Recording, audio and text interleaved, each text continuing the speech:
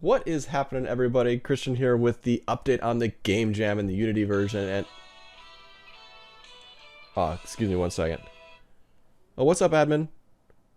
Oh yeah, we can do that too for Unity. It's not just for Scratch. Sweet. When? Now?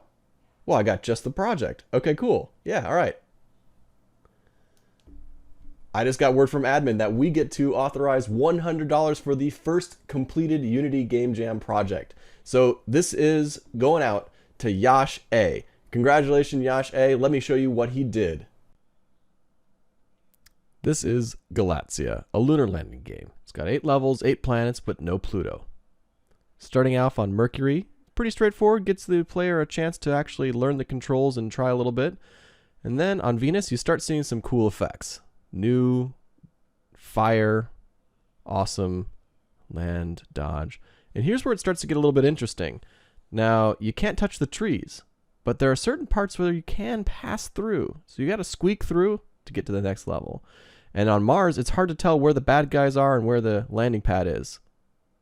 This is where it starts to get really challenging here on Jupiter because you're coming down with such a high velocity, you've got to really tap it.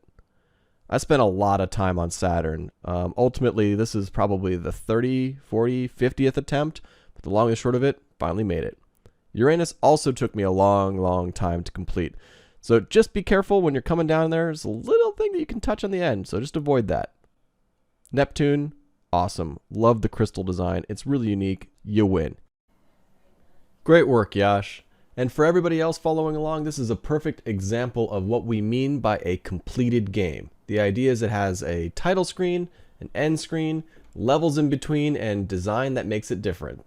Alright guys, good luck. We'll see you in Hackingtons.